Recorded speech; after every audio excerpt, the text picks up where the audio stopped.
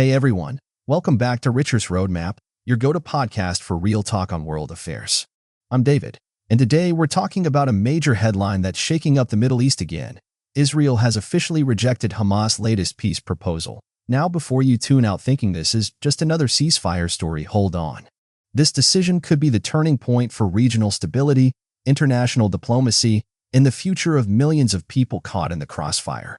Let's get into the full picture. To understand why this rejection matters, we've got to step back a bit. The Israeli-Palestinian conflict is a decades-long struggle over land, identity, and sovereignty. Hamas, which has controlled Gaza since 2007, is seen by many, especially in the West, as a terrorist organization. Israel and Hamas have fought several wars over the years, the latest and most brutal ones being in 2021, and then the extended clashes from late 2023 to now. In this cycle of violence, innocent civilians, especially in Gaza, often pay the highest price. Infrastructure destroyed, hospitals overwhelmed, families displaced. When a peace proposal is put on the table, the world watches.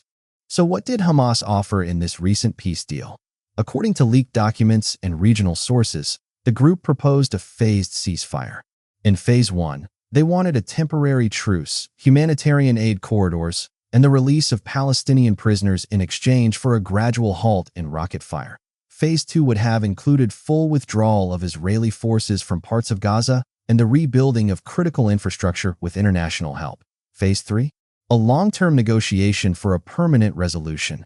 Now, on the surface, that sounds like progress. So, why did Israel say no? According to Israeli officials, the proposal was unrealistic and deceptive.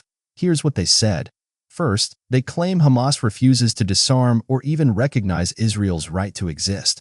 Second, the proposed ceasefire didn't include any concrete limits on rearming or rebuilding Hamas tunnel networks. And third, Israeli intelligence fears that Hamas would use the truce to regroup and launch attacks later, just as they've allegedly done in the past. Prime Minister Benjamin Netanyahu's cabinet reportedly said, "You don't negotiate peace with a gun to your head."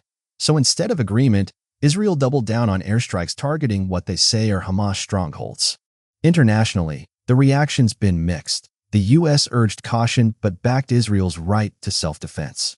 European nations like France and Germany expressed disappointment, saying any genuine proposal deserves serious consideration. Meanwhile, Egypt and Qatar, both key regional mediators, are working behind the scenes to salvage the talks.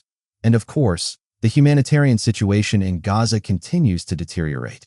The UN has warned that over 60% of Gazans now face critical food shortages, and hospitals are operating with minimal power. So what now? What's next for this already fragile region?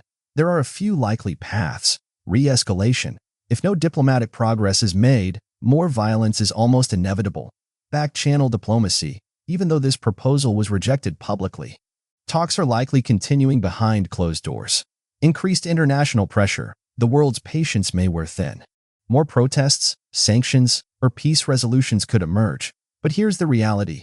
Neither side seems fully committed to lasting peace, at least not yet. Trust is broken. And without trust, even the most promising proposal can collapse like a house of cards. This rejection might not be the end, but it's definitely a major detour on the road to peace. If there's one thing history has shown us, it's that conflict in the Middle East is never simple, and peace is never easy. Thanks for tuning into Global Pulse. If you found today's episode helpful, please follow, share, and leave us a review. And let me know, do you think Israel was right to reject the deal? Message us on social or drop a comment below. Until next time, stay curious and stay informed.